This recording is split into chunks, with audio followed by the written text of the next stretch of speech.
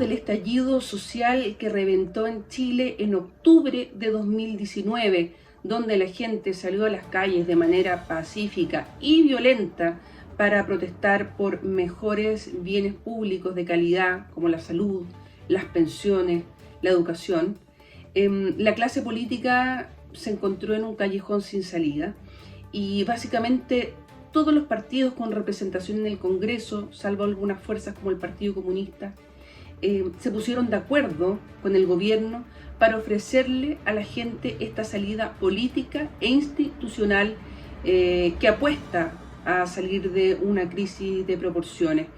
Esta salida consiste en que la gente mismo se pronuncie sobre si quiere o no reemplazar la Constitución vigente redactada en 1980 en medio de la dictadura de Augusto Pinochet, que ha sido sometida a una cincuentena de modificaciones, pero que no tiene la legitimidad y no une a la población. Va a ser la primera vez en el mundo que a la gente se le haga una doble pregunta. Primero, ¿quiere o no quiere cambiar la Constitución vigente? Y en segundo lugar, ¿cuál es el mecanismo para reemplazarla? ¿Quién la va a redactar?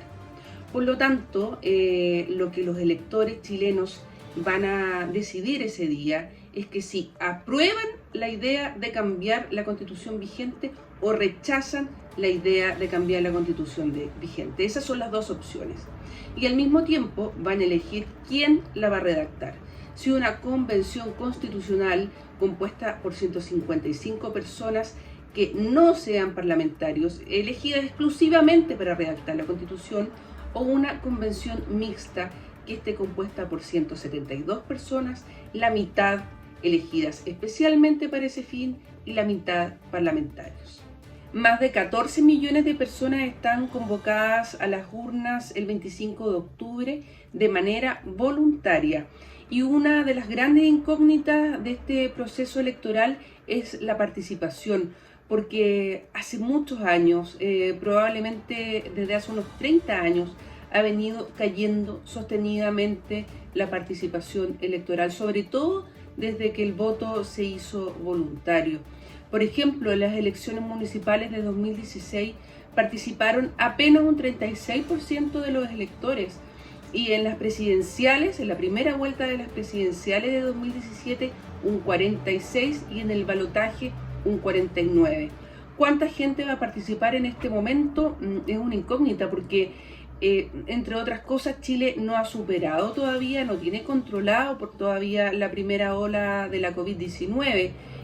Por lo tanto, pese a que el Servicio Electoral ha realizado un despliegue especial para ese día con medidas de seguridad y se ha instado a la gente a concurrir a las urnas sin poner en peligro su salud, no se sabe exactamente cómo va a resultar esto.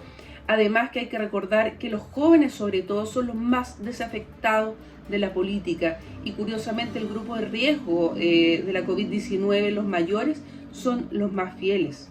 De ganar el rechazo el próximo 25 de octubre en el plebiscito constitucional, efectivamente se ratificaría la Constitución de 1980 redactada en la dictadura de Augusto Pinochet.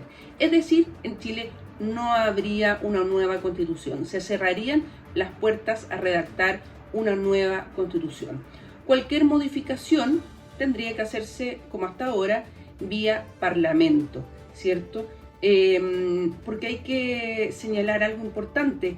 En la Constitución, aunque fue redactada en 1980, en los últimos 40 años, 30 de ellos en democracia, ha sufrido cerca de 50 modificaciones importantes, algunos de ellos sobre enclaves autoritarios muy relevantes que fueron cambiados durante el gobierno de Ricardo Lagos entre 2000 y 2006. De ganar el apruebo en Chile, es decir, la opción de quienes quieren cambiar la Constitución vigente, el 11 de abril próximo se elegirían a los convencionales, es decir, las personas que van a estar encargadas de redactar la nueva Carta Fundamental.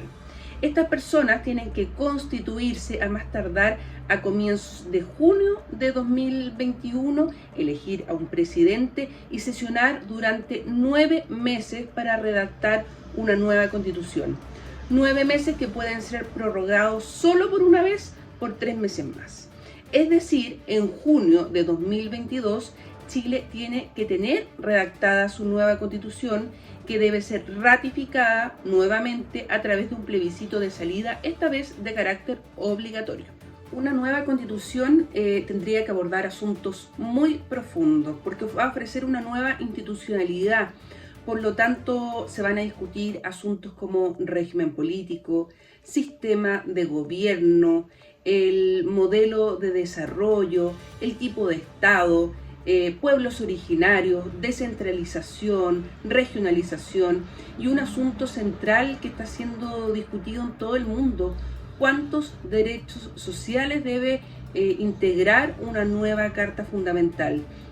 ¿Cuántos derechos sociales versus los derechos de propiedad que, de acuerdo a algunos especialistas, están especialmente resguardados en la Constitución de 1980 redactada por la dictadura de Augusto Pinochet? Dos asuntos centrales que conviene tener a la vista para entender el proceso.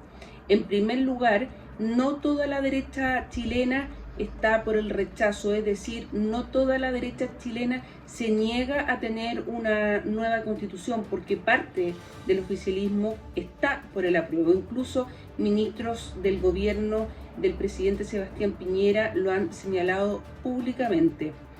Y un segundo asunto: el plebiscito constitucional, la opción de tener una nueva Carta Fundamental en Chile que reemplace la de 1980, que ha estado vigente durante los últimos 40 años, es una apuesta de una institucionalidad en la que los chilenos y chilenas no creen.